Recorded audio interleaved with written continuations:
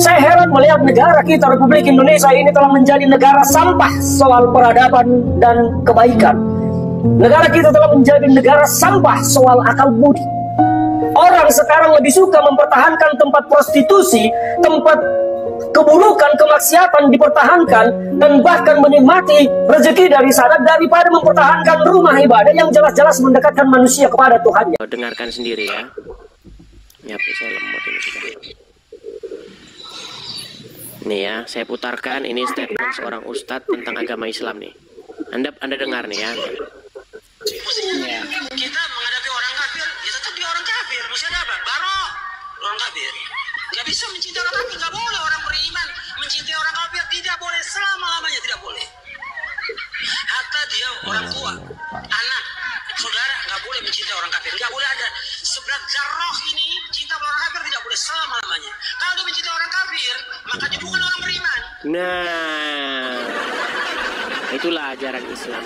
Makanya memang saya kan pernah bilang, jadilah Anda Islam KTP, jangan Anda laksanakan ajaran agama Islam. Kalau Anda menjadi Islam KTP, Anda akan baik-baik saja. Tetapi ketika Anda melaksanakan ajaran agama Islam itu, maka Anda akan seperti itu orang yang rusak gereja di Sukabumi. Itu orang-orang yang melaksanakan ajaran agama Islam. Potong dari Sukabumi.com tentang perusakan rumah yang diduga dijadikan tempat ibadah oleh masyarakat di Sukabumi, yang kemudian dirusak oleh masyarakat setempat setelah mereka kabarnya selepas sholat Jumat. Coba disimak video sebentar ini.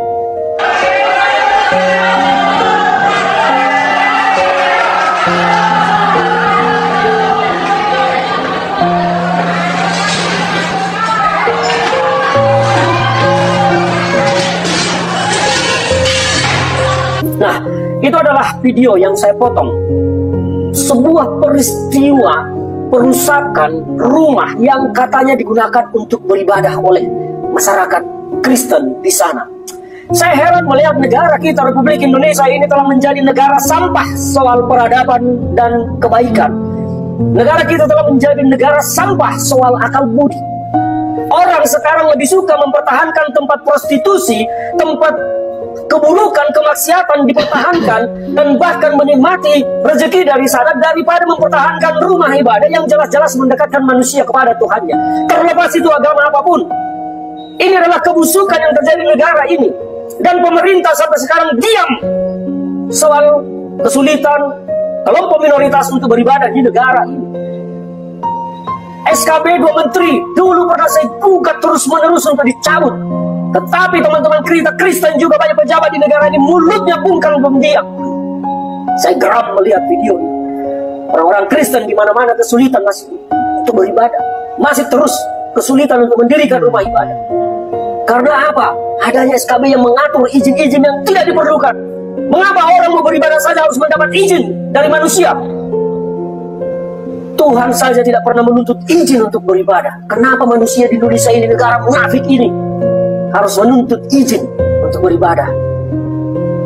Saya berharap bangsa ini bukan bangsa yang munafik, yang bicara tentang Pancasila, perbedaan, tetapi mulutnya semua bungkam dan diam melihat perusakan terhadap rumah ibadah kelompok minoritas. Saya, anak bangsa ini, Ferdinand Huta Heian, mengutuk dan mengecam keras semua peristiwa perusakan tempat-tempat yang digunakan untuk beribadah dimanapun, dan yang dilakukan oleh agama apapun. Saya mengutuk dan mengecam keras. Dan saya berharap Presiden Prabowo, Menteri Agama, Kapolri gunakan hati kalian, gunakan nurani kalian. Kalau memang hanya sekedar beribadah di rumah saja orang tidak bisa di negara ini, mari kita bubarkan republik ini. Guys, ini terjadi lagi ya, pengerusakan dan pembubaran ibadah orang Kristen di Cidahu, Sukabumi. Dan ini dilakukan oleh para oknum yang merasa suci dan benar. Sekepo itukah kalian terhadap ibadah orang lain sampai kalian merusak fasilitas yang ada? Padahal dari video yang beredar banyak banget itu polisi, tentara yang menjaga di situ, tapi mereka nggak bisa berbuat apa-apa guys, cuma melihatin gitu. Sementara orang melakukan pengerusakan baik itu fasilitas mobil, fasilitas yang ada di dalam ruangan, salib diturunin. Gila. Dan para pelaku ini guys, mereka membuat klarifikasi untuk meminta kasus ini tidak dilanjutin atau diproses secara hukum. Dan apakah ini dibiarkan? Kalau misalkan ini tidak diproses secara hukum, maka mereka akan melakukan hal-hal yang sama. Jadi kalau sampai kasus ini tidak diproses, mereka itu merasa dibela dengan kasus ini. Dan mereka akan melakukan hal yang sama nantinya.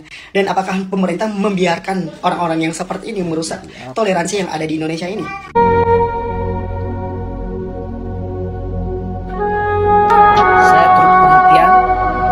Atas semua gereja-gereja yang ada di seluruh Indonesia pada hari Minggu ini.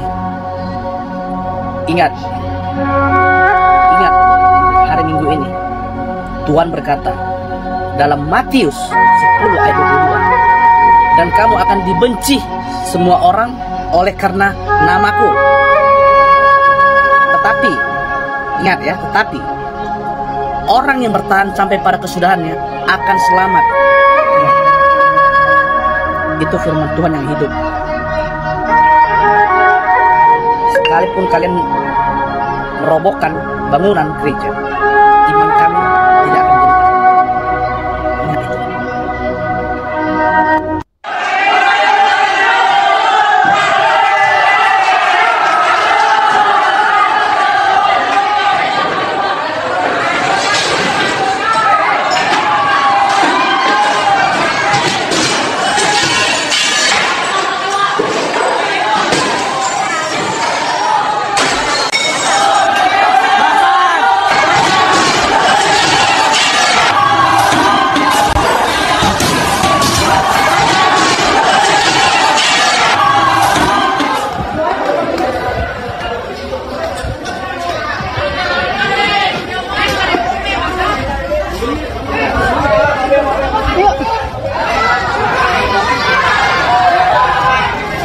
Nggak bisa lewat di sini.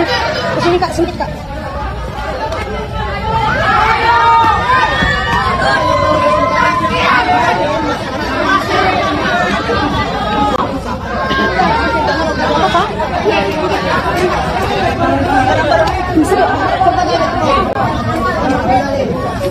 Ini perilaku manusia. Enggak. Lihat guys.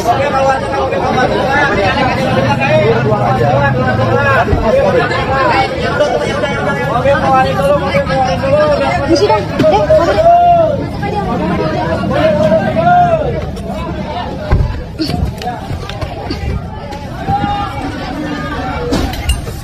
nih guys, lihat ini.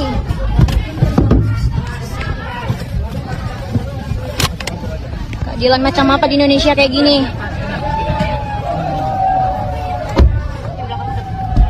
Lihat masyarakat Indonesia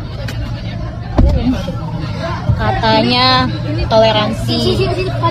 Ini nih toleransi nih. Ini.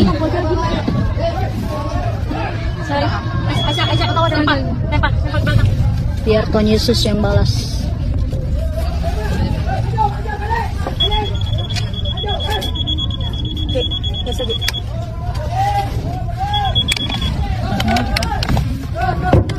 Apa sih? Ah, gila kau. Kayak kalian aja yang hidup di dunia. Ini nih manusia-manusia yang tidak tahu bertoleransi guys. Apa sih?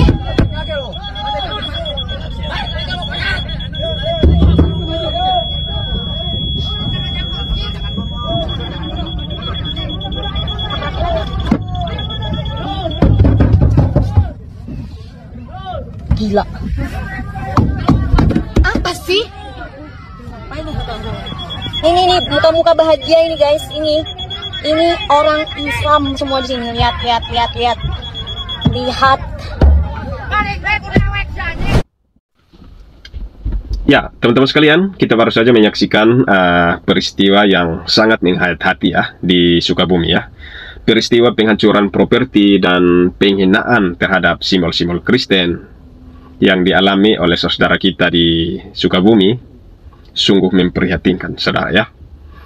Namun saudara, di tengah duka ini kita juga bersyukur ya atas suara lantang Bapak Ferdinand Hutahian yang mengecam keras tindakan-tindakan orang-orang ini ya, intoleransi ini ya. Beliau menyerukan tindakan tegas dari pemerintah, dari presiden, dan semua pihak terkait, agar peristiwa serupa tidak terulang kembali. Ya, karena ini sudah yang kesekian kalinya, gitu loh. Ya, marilah kita renungkan pesan ini. Ya, peristiwa di Sukabumi ini bukanlah sekedar konflik biasa, ya, bukan sekedar konflik kelompok, melainkan sebuah serangan terhadap nilai-nilai persatuan dan kesatuan bangsa kita.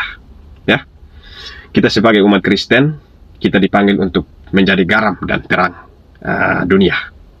Ya, kita harus aktif menjaga perdamaian dan menghormati setiap keyakinan. Jangan seperti mereka ini, ya.